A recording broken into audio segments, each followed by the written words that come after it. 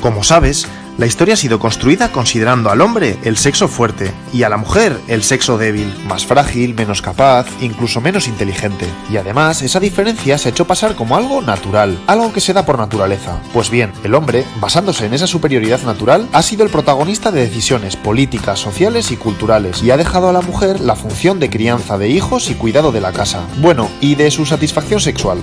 Y eso durante siglos y siglos y siglos. A lo largo de la historia, muchas mujeres se han sentido molestas con esta desigualdad llevando a cabo quejas y protestas. Pero no es hasta el siglo XVIII cuando hay una toma de conciencia colectiva de esta situación, y se desarrolla un movimiento ideológico y social que luchará por romperla. El movimiento feminista. Empezamos. Estamos en el siglo XVIII, en el Renacimiento. Te sitúo. Si eres mujer, tu labor natural es cuidar de la casa, criar a los hijos y practicar sexo con tu marido. Eso sí, no puedes estudiar, votar ni tomar decisiones familiares, ni siquiera con quién te casas. Si trabajas, el dinero es para tu marido. Flipante, ¿no? Bueno, entonces surge la Ilustración, principalmente en Francia, un movimiento intelectual que defiende la igualdad social de las personas.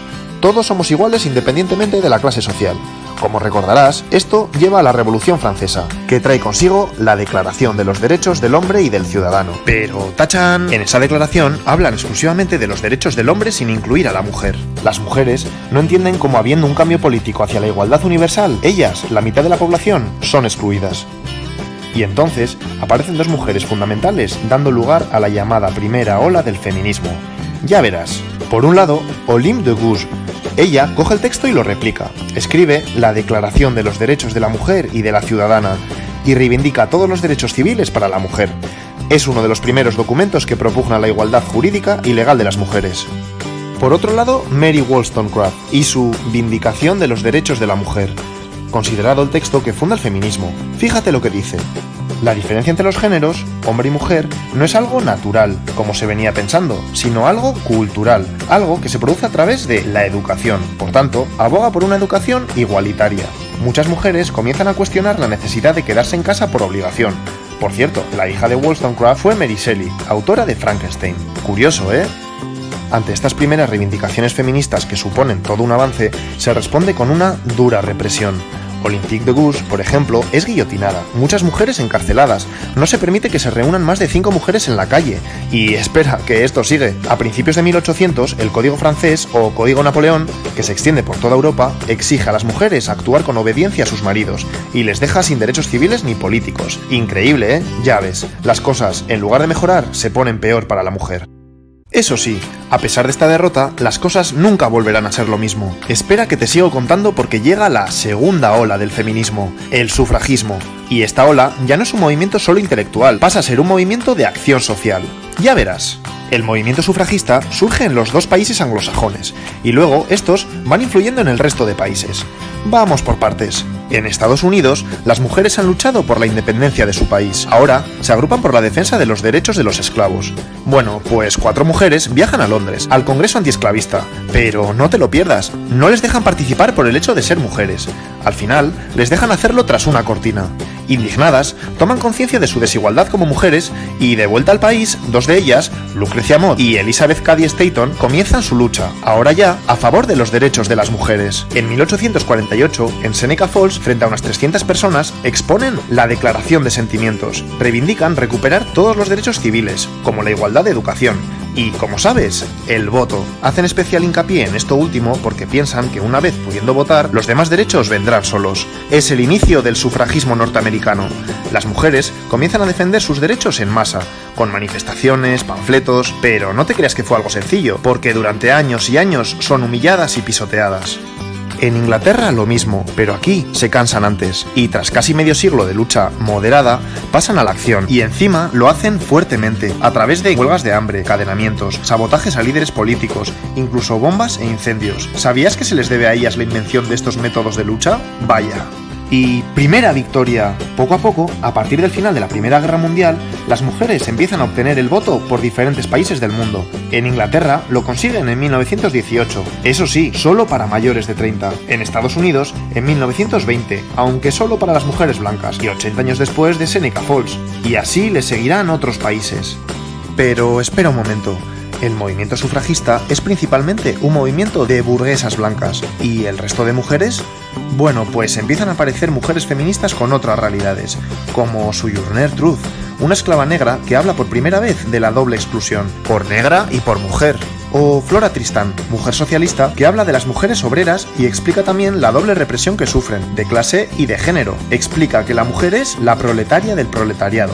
Y es que precisamente ella puede considerarse la precursora del llamado feminismo socialista. Te cuento, el feminismo socialista cree que para que la mujer se libere debe cambiar el sistema capitalista establecido. Esto es complejo, pero me interesa que sepas que empiezan a distinguirse dos ramas dentro del feminismo. Una que busca la igualdad de derechos y otra que pretende cambiar todo el sistema establecido. Luego lo verás más claro. Bueno, pues ahora llega un periodo donde el movimiento feminista se paraliza. Estamos en el periodo entre las dos guerras mundiales. Las mujeres han logrado el voto en varios países, han comenzado a entrar en la universidad, y muchas se desmovilizan. Justo entonces aparece alguien clave en el feminismo, Simone de Beauvoir, en Francia. En 1949 escribe El segundo sexo y vuelve a remover conciencias. Este es una pasada de libro, ya que es el estudio más completo sobre la condición de la mujer. Con su famosa frase, no se nace mujer, se llega a serlo, nos dice que no es cierto que a las mujeres se las defina por su sexo biológico, sino por una serie de roles asociados al mismo que tendrán que cumplir para ser consideradas precisamente mujeres. Y más cosas. Habla del androcentrismo y explica que el hombre es la norma, la medida de todas las cosas, y la mujer siempre es lo otro. De esta forma se impide que la mujer se asuma a sí misma como sujeto y hace que se identifique con lo que el hombre espera de ella. Piénsalo un momento, ¿a que lo ves claro? Ha comenzado la tercera ola del feminismo. Volvemos aquí. Los hombres han vuelto de la Segunda Guerra Mundial y la mujer está nuevamente en el hogar. Ahora tienen todas las comodidades para ser amas de casa felices. La publicidad lo deja claro.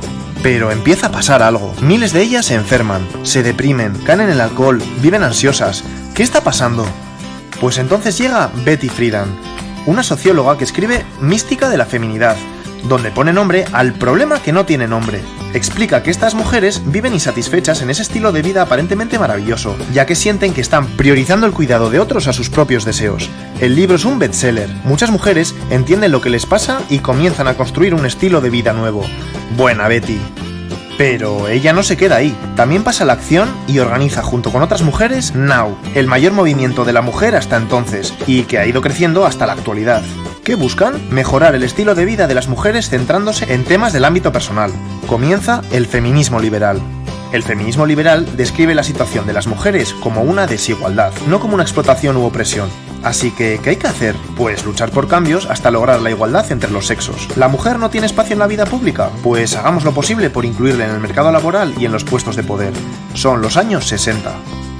Seguimos. Se han conseguido los derechos fundamentales y las mujeres empiezan a ocupar puestos de poder. ¿Pero ya está? No, porque ¿qué pasa en el ámbito privado dentro de los hogares? Pues hay malos tratos, desigualdad de reparto de tareas, explotación económica.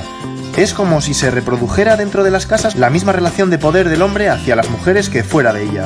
Cada vez hay más conciencia de esto, y surge una nueva corriente feminista que quiere cambiar esta situación. El feminismo radical. Pero no te confundas, radical de raíz, porque el problema hay que resolverlo desde ahí. ¿Y cuál es la raíz del problema?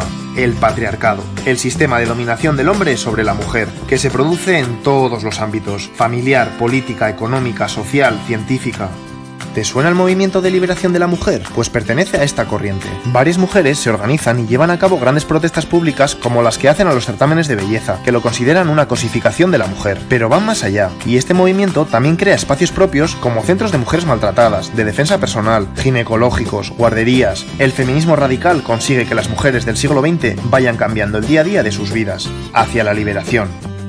Y como te he dicho, ya tenemos las dos grandes posturas feministas de las que te he hablado antes. Recapitulemos. Las feministas liberales buscan la igualdad de derechos de la mujer frente al hombre. Las feministas radicales van más allá y quieren romper el sistema patriarcal en que vivimos. Comienzan entre ambas posturas ciertas diferencias. Te pongo un ejemplo. ¿Qué pasa si tú, mujer, subes un selfie a redes sociales en una postura sensual? Pues para el feminismo liberal, genial. Estás desafiando al sistema, que espera que te comportes de forma recatada. Estás empoderándote. El feminismo radical piensa otra cosa. Respeta tu foto. Eres libre de hacer lo que quieras, pero no cree que estés desafiando nada, porque te mueves dentro de los esquemas patriarcales impuestos del sentido de belleza de la mujer y feminidad. Vamos, que el sistema de poder se sigue manteniendo. Llegan los años 90. Vale, siguen los avances, pero veamos, hasta ahora es como si el feminismo hablase siempre de un prototipo de mujer. Pero una cosa, ¿qué pasa por ejemplo con las mujeres transexuales? ¿Y las musulmanas? ¿Africanas? ¿O asiáticas? Pues bien, a partir de ahora se toma conciencia que no existe un solo modelo de mujer, sino múltiples, dependiendo de cuestiones sociales, étnicas, nacionales o religiosas. Y surgen nuevos y múltiples feminismos, teniendo en cuenta las necesidades de cada una de ellas. Feminismo negro, feminismo poscolonial, transfeminismo radical, ecofeminismo, teoría queer. Ya no existe un feminismo único. A lo largo del siglo XXI se va adquiriendo una mayor conciencia en la sociedad general de la desigualdad de la mujer, y surgen movimientos sociales como el movimiento Me Too, donde millones de mujeres denuncian públicamente su experiencia de abuso por hombres, o las manifestaciones y huelgas multitudinarias del 8 de marzo de 2018, en el Día Mundial de la Mujer. Se ha logrado mucho, pero a día de hoy no se ha consolidado la igualdad entre hombres y mujeres. Sigue habiendo violencia de género, las mujeres siguen cobrando menos por el mismo cargo laboral, y los puestos relevantes en el mundo de la política, militar y económica siguen siendo mayoritariamente de hombres. Hemos llegado a la actualidad.